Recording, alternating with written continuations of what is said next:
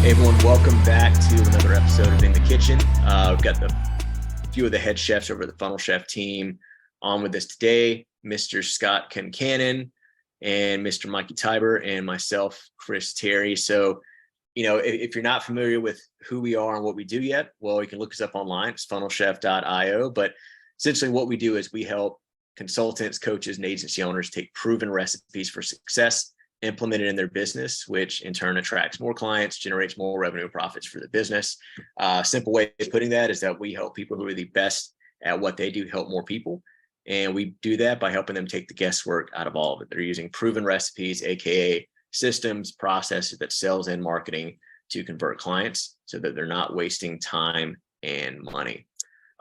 So one thing, we were actually talking about this before we hopped on, but we've worked with a lot of newer entrepreneurs, coaches, consultants, right, agency owners who are, they're getting started and they're, facing a common problem that I think a lot of newer businesses face just in general, which is they're hitting a lot of those pitfalls that happens, when you're starting a new business. Mikey, I know you and I have discussed this a lot, so I don't know if you have something you want to start out with, but it's something we've spoken about a lot. There's you could write 12 anthologies on the pitfalls that entrepreneurs can run into when starting a business. I would say one of the biggest ones, especially if you have, somewhat of a new or novel offer or a new approach, or if you're just a new brand for that matter, is getting your name out there and making sure that you have a clear market to solution match. So what I mean by that is what, the value that you provide, are you providing it to the right people? Right. A lot of entrepreneurs are, I've said it before, they're a solution in search of a problem. So making sure that problem's there and that, the target market is aware of it, right? Because a lot of times the market's aware of symptoms of a problem, but not necessarily the problem itself. So making that bridge is a starting point for anybody. Is that kind of what you were thinking here, Chris? Yeah. And, I think to go even beyond that, it's doing too much guesswork, right? Everyone wants to be a trailblazer. Everyone wants to reinvent the wheel. Well, you don't have to, right? The wheel is good on its own. There's been a lot of different iterations of it, but it's still the wheel. And I think when it comes to just doing too much guesswork, you're trying to find a way to get something done that's already been done. If you just go out and look, you've seen other people already have success with it, and you can duplicate that, right? That's essentially what we do with our recipes, is that it's processes and systems that we already know works because we've already seen it work for ourselves, for other clients, competition. And I think, again, you don't have to reinvent the wheel. You can just stop doing guesswork sometimes and take these proven processes and put in place. But also, I think understanding your offer, right? That's something that, a lot of people struggle with in the beginning, and sometimes they don't even realize that they're struggling with it, right? But sometimes the market tells them that. I kind of teeing off on what you just said too, overcomplicating things, right? It doesn't have to be rocket science. You don't have to be novel in everything in your business. Your offer should have a unique value proposition. Your offer should be novel to a certain extent, but the processes that you use to, get to the market, you can copy those. You don't have to be a trailblazer there, right? So I agree with you 100%. By the way, thanks for having me back today. Got my sous chef with us.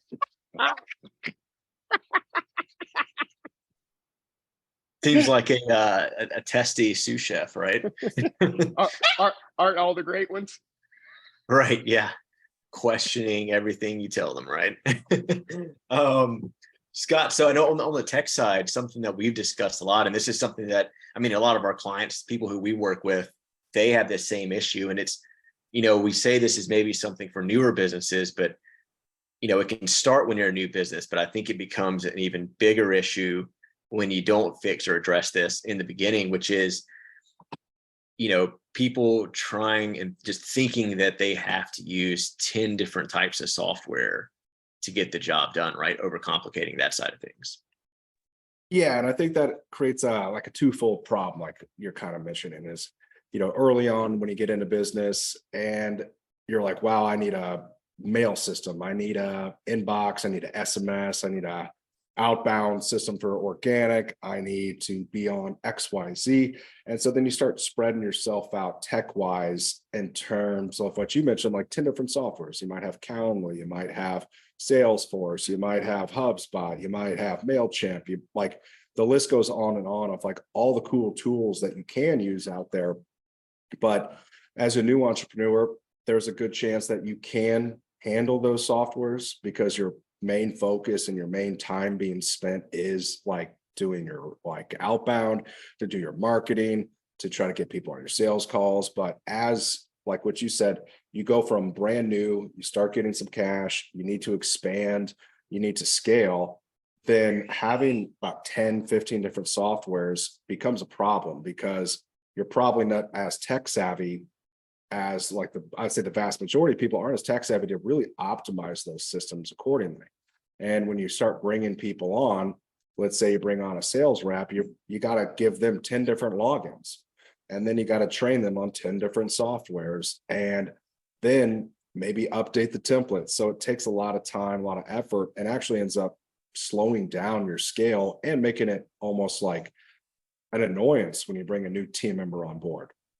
And so, that's like, and then the same thing with that is like with each new software you bring on, you got to learn something new, right? Where you got to learn how to use Zoho or you got to learn how to use HubSpot, but chances are you're not understanding that for $12,000 software, how to actually get the automations to fire the way that's going to help you with lead nurture. So like whether or not it's starting out and then just, shotgunning your software approach and then trying to duct tape them and put Flex Seal on them so that they're not leaking, that they're working the right way for you, all the way into where you're expanding. It doesn't make sense to be using too many softwares. And I think a lot of people get in the trap where they see a good ad and they think, man, I could just add this one supplemental addition to my stack and then the world's my oyster. But in reality, that just adds more headaches, more heartaches, and another mountain to climb when it comes to actually understanding what you're doing. So what we always recommend and why we do what we do for a lot of things and getting the feedback from our clients and people we've worked with is simplifying that. Is if you can use one system to rule them all, like a Lord of the Rings reference over here, then you can bring it all together, use one tab. And then when you're bringing and integrating new team members, it's as simple as giving them a login to your master account. And then boom, they have access, they have email, they have a text message, they have phone capabilities. And you're not spending a day just to integrate them into your systems and then another couple of weeks training them on 10 different softwares. Hey, Scott, on that note, what would you say is the bare minimum functionality that a business owner or new entrepreneur needs? Is it text message and email? What would you say it is? Yeah, I would say the absolute bare minimum is going to be text message because that's going to get your highest open rate. Email, your cheapest marketing platform you could possibly get on if you are doing any type of outbound that is paid, quote unquote, and then a phone number. If you can at least have those, you can at least track it and you can at least talk to people. However, as we know, where that becomes a problem is if you are starting to have too many conversations, then you're having to do it all manually. So I would also recommend in there some system that allows you to do booking confirmations, follow-up automation, and that'd be email and text. And so you don't lose someone in the marketing/sales process.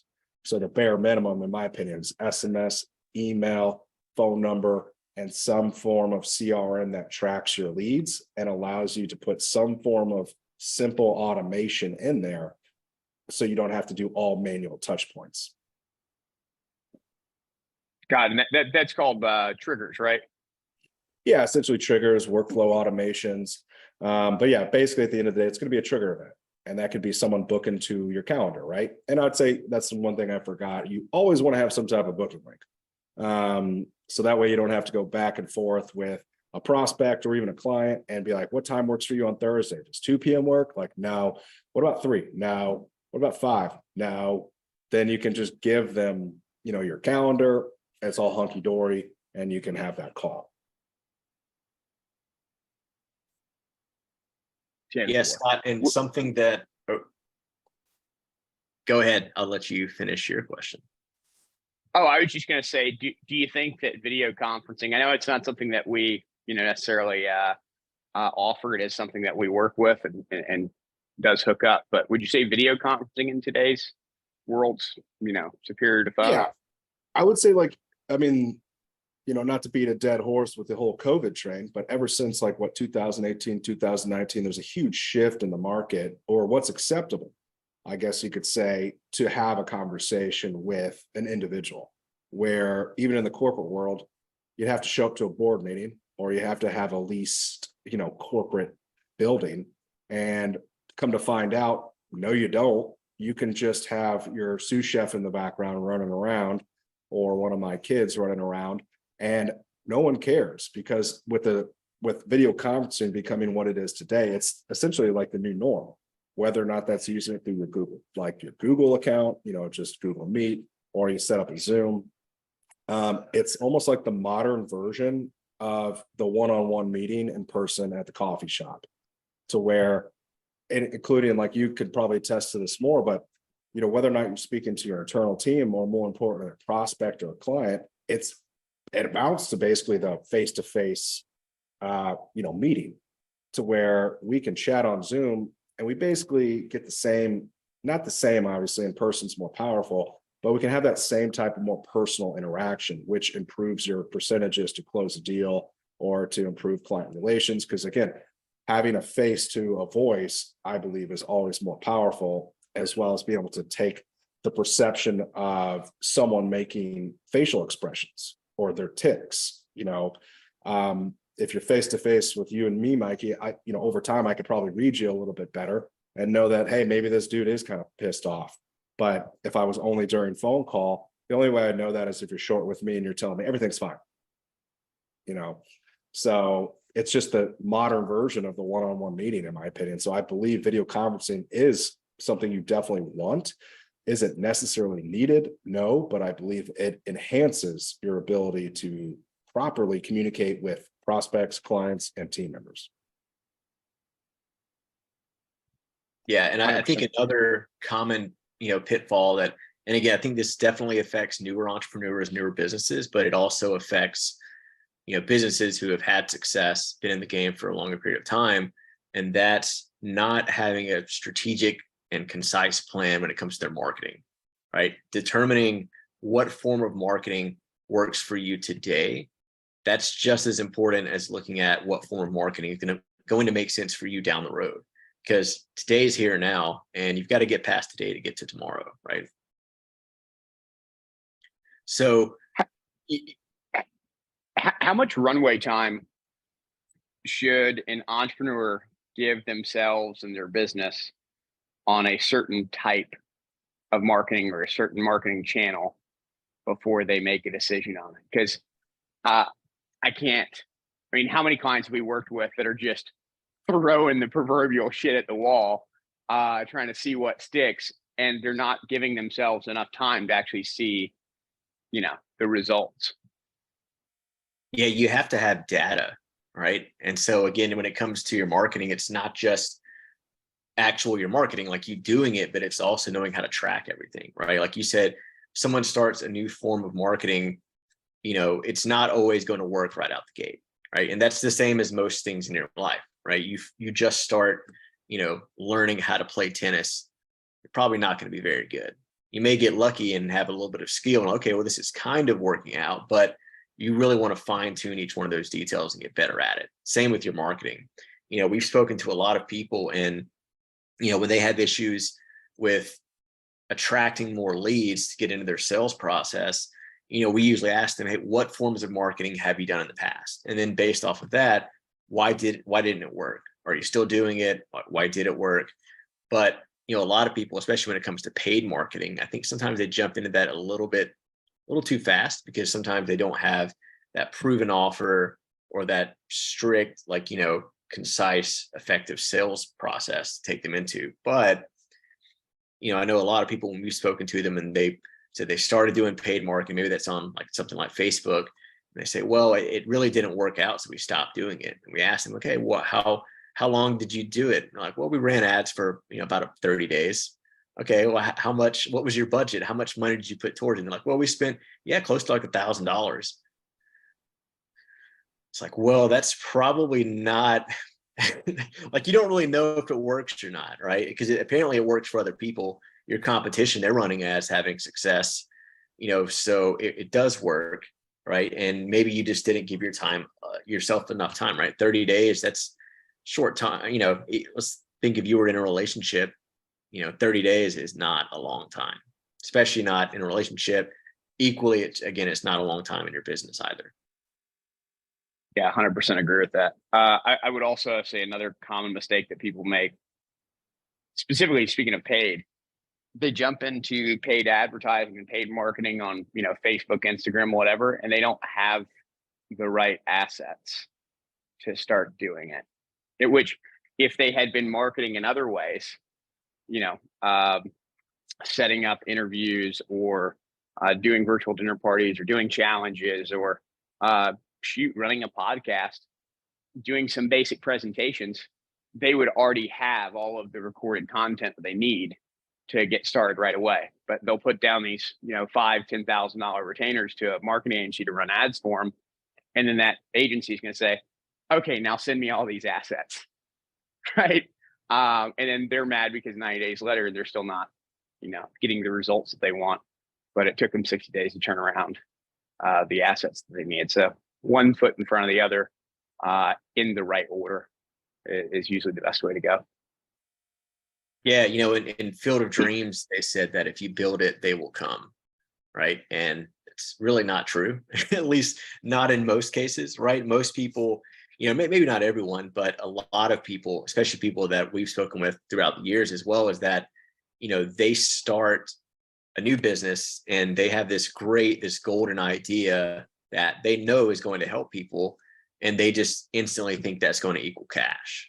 Right. And that's the same as that Field of Dreams reference, right? That if you just build it, you have that great idea that people are going to come flooding in through your doors, for your help so you can solve that problem for them. But it's not always the case, right? And especially when it comes to running paid ads, you want to be very strategic about the whole process, right? So, you want to know, what does it look like? What's the first thing that person potentially sees when that algorithm picks up that they're interested, right? And if it's a video, you want to make sure there's a strong hook.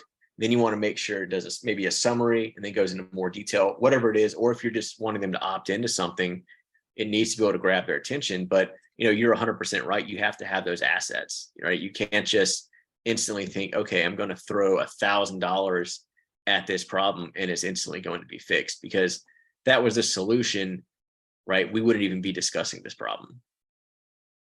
Right. I think that's huge, especially like you're talking timeframes, you're talking KPI generation, you're talking getting enough data points to be able to make an educated decision instead of like just throwing, like as Mikey said, shit at the wall, hoping it sticks and seeing where it goes.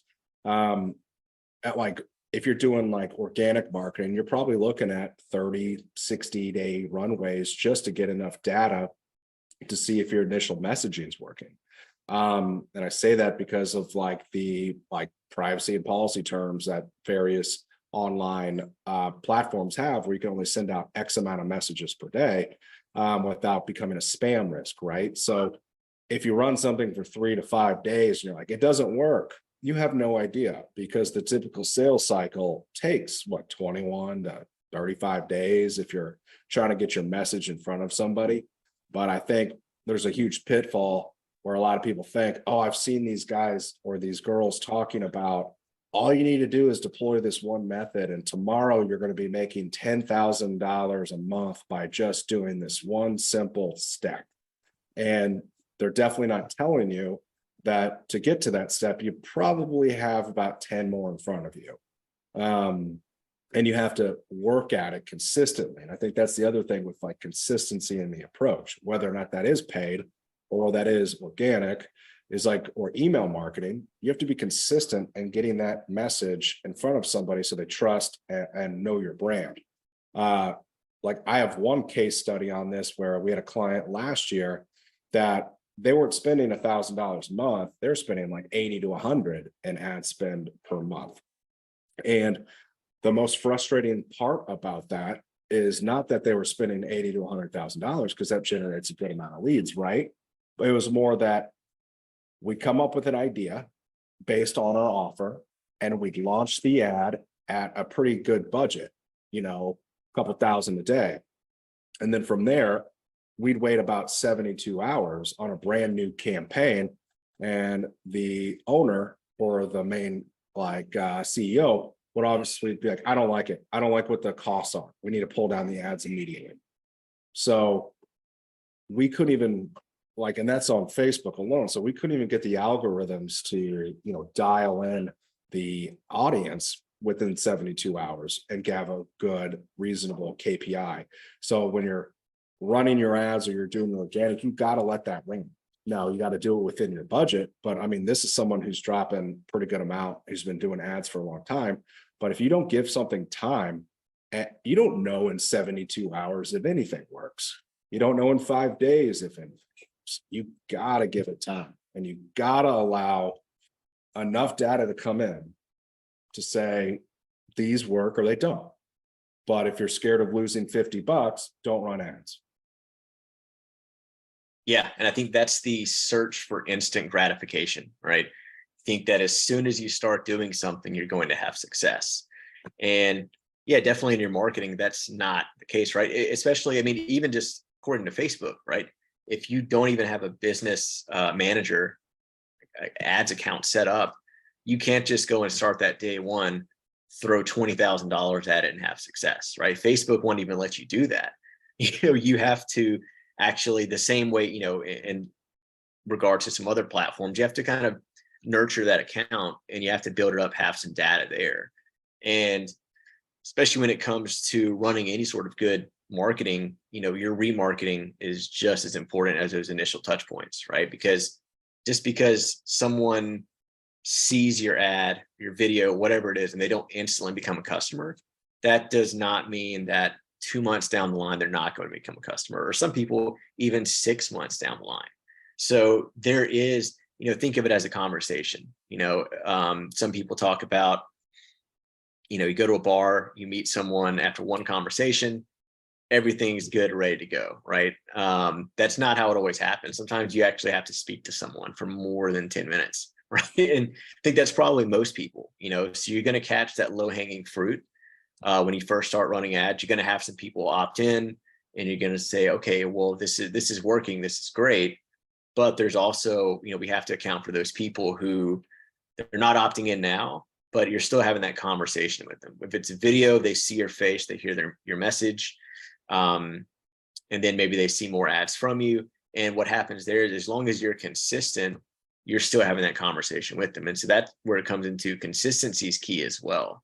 If you're trying to figure out what form of marketing makes sense for you now, well, like you mentioned, you need to test it out, right? Your organic, if you're messaging people and they're coming in through your sales process and no one's converting, what makes you think that just throwing paid leads at that's going to fix it, right? So you want to make sure that you have a sales process and a system on the back end that converts, and then your marketing should, coincide with that, and there'd be some sort of consistency to plug leads into that system to actually turn, what everyone wants is to turn those leads into clients. Right. And I think that plays a good, what a marketing approach will work for you today. And I think that really determines of where you're at in business. I know we've kind of talked about don't run ads essentially if you're brand new and you're still working out your sales processes and things like that. But, things we've seen work very well of when someone's either new or they're starting to get a little traction and they're like, okay, how do I either dial in my offer, make sure it's branded correctly, generate the assets so long-term I can scale. I mean, we've seen people have really good success early on as they're trying to solidify their offer, solidify their branding, and solidify their messaging. Is what Mikey kind of alluded to earlier, is like, podcasting, putting out messages out there, other things to do like networking events, or at least hosting them, like the VDPs, the virtual dinner parties, even running, let's say, challenges or event-based like things early on in your career, because you got to look at it as a multitude of what you're trying to do. So if, let's say, you run a challenge, a 1 day or 3 day or 5 day challenge, there's two things you're actually doing there. You're presenting your brand and your message.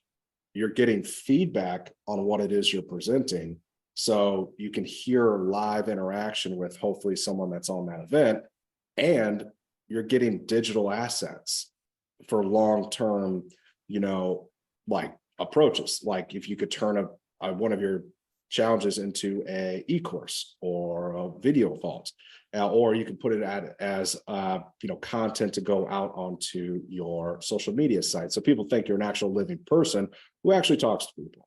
So then being able to use like those type of events early on, or I guess you could say straight to book a call if you have a good dialed in message, to get enough feedback on your offer to make sure it's solid, to get enough interaction with other individuals, so you're building up content feedback and you're tweaking and tailoring your messaging and brand to really solve that pain point. And then from there, once you have some sales under your belt, you've dialed in your offer. This is exactly my target market. This is exactly what they're asking for. And I am the bridge and the solution, and I've proven it. And that's where you can take your current digital assets, your current marketing approach, and then you can transition that to all over the place. If you know your messaging and it works, you can then turn around and use that across various mediums, whether or not that's email, SMS, paid ads, you name it, because you've dialed it in, they understand it. But the key is to just have some form of marketing, like a podcast, like a VDP, like an event, or a VSL, or a lead magnet ebook, so people can basically tell you like, no, like this is shit, or yes, I actually resonate with this. And the more you get over those 30, 60, 90 days of dialing it in, you're going to have a lot more KPI driven results.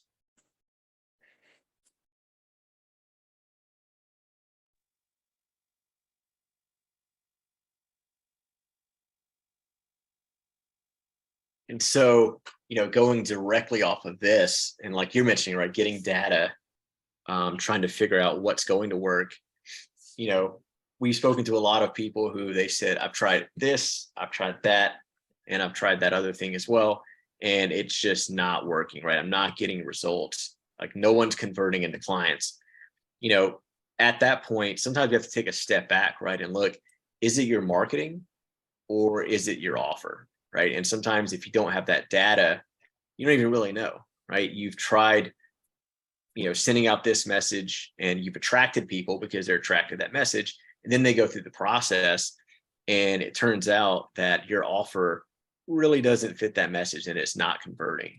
So I know, Mikey, this is something we've actually worked through with a lot of clients ourselves as well. But, on that same side of things, when someone starts mentioning, hey, I've tried this, that, and the other, it hasn't worked.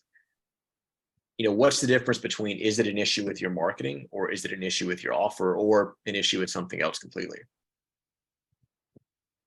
So you can make some basic assumptions when you're looking at those three areas and try and dial it in. The fact of the matter is the rubber hits the road when you start doing some real market iteration testing. And to me, real market testing involves some level of investment by the target audience. If they'll put down even $5, $7, if they'll pull out the credit card and put the information in, then your marketing is probably working. It's stimulating interest, which that's the whole point of marketing, right? Most people forget this. Marketing is about getting people to ask questions. Sales about getting people to make decisions. So if you're stimulating enough interest where they're willing to pay to ask some more questions and learn some more, your marketing's doing its job. So now you need to look at, okay, is it my presentation and sales process? Or is it the offer specifically is not either providing the solution, or we're not conveying the solution well enough to the target audience that is coming in? And the way that you figure that out is, by asking questions, whether that be automated through surveys or live in events. Yeah, and this is, I think for us, we're big fans of detail, but we also like keeping things simple, right? And so sometimes it's just asking yourself questions, which is who, why, what, and when. And I've spoken to some people, and this is definitely, I feel like it's more for people just getting started. If you speak to anyone who's been in business and had success for, years, this usually isn't something that they say, but a lot of newer people or people who just haven't had success, or at least not the success that they want, when it comes to asking them, okay, who is your audience? Like, who is it that you work with? And sometimes the answer from them, they just say everyone, right? Or anyone, and that's, I think one, that's definitely, I don't want to say, but that's, if you're dating, when someone goes out and you're like, man, so who's your type? And you're like, everyone's my type. It's like, okay, well, maybe that's true, but you're probably going to be bouncing around the place a lot. Like, if you don't know who you're right for, what problem you're fixing, so it means you maybe don't understand yourself. And when it comes to defining your who, right, like your target audience, your avatar, sometimes it's, I don't want to say sometimes, it's always good to be specific, to be detail oriented. You need to know who it is that you're working with, what problem you're solving, why you're solving that problem for them, and then also the when, which could be, when do they need help, right? Defining, if you're working with entrepreneurs, are you someone who works with entrepreneurs in the beginning, the middle, when they're trying to scale, where is it? But if you just want to open the door and just scream a message out to everyone, no one's going to hear you, and the people that do hear you may not even want to hear you. But if you're very specific about who it is that you want to help, what it is that you're doing, and why you do it, that conversation could be more direct and actually resonate with those people. So, sometimes I think it's, if your marketing's too broad, you don't know who you are, who you want to help, you're just not going to get the same response as if you're being very specific. I help these people reach this result. Well, so parroting off what you just said, someone's solution may actually help everyone. That's true. However, you can't speak to everyone at once, right? The same message that resonates with you may not resonate with me. And with how many ads, advertisement, marketing efforts we're seeing on a daily basis through our emails, on social media, and everywhere else, you have 3 seconds, 4 seconds to get their attention. So you have to be saying something that is going to get a very niche group's attention. So one thing I like to say to clients that, when dialing in your marketing or a marketing campaign, you want to have such hyper clarity on who you're trying to speak to that you could give the description to a police sketch artist and he could return you back the photo of the person that you're targeting. And like you said, at the point in their life or at the point in their career where they're most, open to your offer and solution set. Because if you're giving marital advice to a divorcee, you're probably having a target marketing match error there, offer match error. So hyper specificity is the only way to go. Well, it's also, sometimes you want to come off as the expert, right? And most people know, at least to some degree, that no one's the expert in everything. So if you want to be viewed as an expert, sometimes it's good to be specific about where your knowledge lies and who you help. And, that goes into, right, maybe your offer can help everyone, but maybe you should run different marketing campaigns, different messages for those different people. Because like you said, if you're trying to speak to everyone, no one's going to hear you, right? But if you're being very specific about who you talk to, who you help, and what you're saying, it's probably going to make more sense versus if you're just repeating some sort of, recorded message that you just try to yell to everyone? Yeah, I think that you segment the market that you think it could apply to, that your offer would apply to, and then you pick your best. You pick your best niche, and then expand out from there.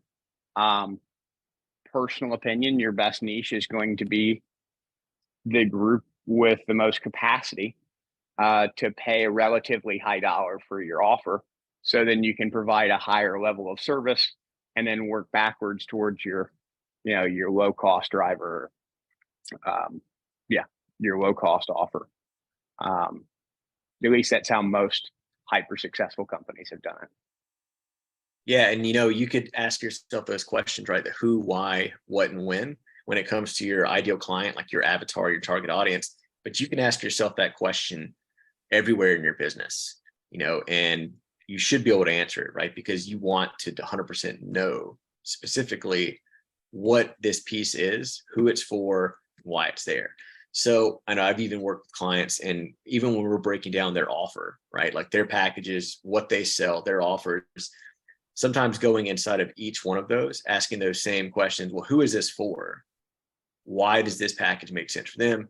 What does it do? When is it, right? Is it like a 6-week course or, a coaching program that you have?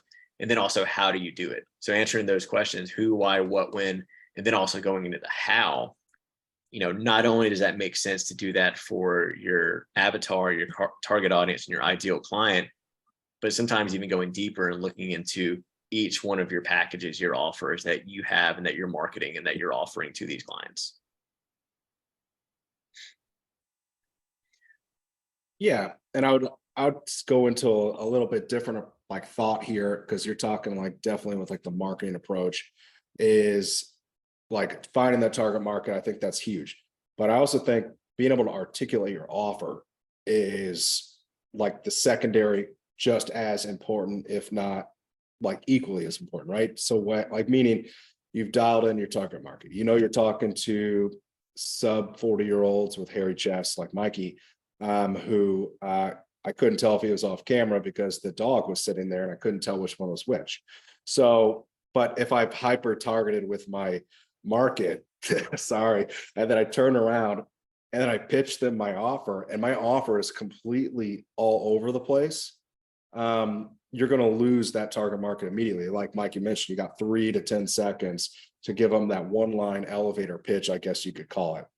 And we've seen a lot of that with newer entrepreneurs because they haven't been able to dial it in. It's like, hey, Chris, what do you do? And you're like, well, I help sales guys get more comfortable in the sales process. Then I take the mindset and then I make sure that they're good with the 5-step pivot approach.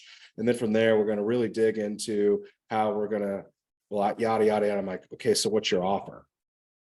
Well, my offer is to do all those things. Like, that's not an offer. That's the like fulfillment side of it. And if you can't say, I help people who want to transition from a corporate job to a sales representative make 6 figures annually, or something very specific and to the point, it's like, oh, tell me more. Because I'm a corporate guy that wants to sit behind my computer and make sales and make 6 figures doing it. Great. Now let's talk about what that might entail. But being ultra clear on what is your offer. And I think a lot of new people, before we dial in their offers with them, with our like meal prep and things like that, it literally is like a 35-page dossier of what they do. I'm like, okay, like, so it becomes hard for a prospect, even in your target market, to really understand how you're going to solve their pain point, or that you're solution oriented to really be that bridge or that solution for them, because you just listed off 35 things. So sure, those are all probably pain points and issues for you, someone who wants to be a sales rep. But at the end of the day, your message doesn't resonate with them because it's too long, it's unconcise, and it's too technical. Yeah, I think, confused people don't become clients, right? You need to have clarity in your message. And that goes to who you're talking to, but also what you're saying as well, right? And, one simple way you can break this down into a statement is, I help who do what by how and when, right? So I help this person do this by doing this in 90 days or less, whatever time frame you want to put to it. But that's very concise. And as long as that messaging is dialed in, no one's going to be confused afterwards, right? If they are that person, and they have that same problem, that what, you're presenting them with the how are you going to help them solve that problem? And then you're also putting a date to it, right? Because you can map out a plan and you can map out a roadmap and go on your road trip and say, I want to get from point A to point B, but you want to know, how are you going to get there, right? Like what route you're going to take, what highways, are you going to drive? Are you going to fly? Are you going to stay in some hotels? What are you doing? But even more importantly, you need to know when you're going to get there. And some people might say, hey, well, I'm so happy to take a road trip and not know where I'm going and just drive. Like, well, that's cool for an actual road trip. But when it comes to your business and your messaging, that's not cool, right? You need to be specific. You need to be goal oriented, right? Because that's when you're trying to solve a problem. Sometimes you can even dig deeper into why does this person need to solve this problem, right? Because sometimes it's not even really about the actual problem, but it's about what other problem or potentially what other result may come from if they don't solve that problem. And also looking at the positive side as if, what happens if they solve this problem. So, for everyone listening, guys, thanks for hopping on. This was, another awesome episode, I think, of In the Kitchen with the Funnel Chef team. And, we're just speaking about things that we talk to our clients about, and then also we talk internally to ourselves about, every day in terms of how we can improve, our business, our clients' business, and answer these questions and solve these problems. So, if you're not familiar with this already, you can find us online. It's funnelchef.io. You can also find us on social media. So Facebook, Instagram, YouTube, maybe even TikTok. I don't know. But you can find us online. If you Google it, the internet works in mysterious and crazy ways. But so again, if you're not familiar with who we are, well, what we do is we help, coaches, consultants, agency owners take proven recipes for success that they can implement into their business, in turn, helping them attract more clients, generate more revenue and more profits for the business. And so, well, when we say proven recipes, we're talking about processes and systems. So whether it's sales, marketing, anything on the back end, it's all proven recipes so that you can take the guesswork out of everything and stop wasting time and money and start getting results. So if you'd like to find out more, you can find us online, funnelchef.io.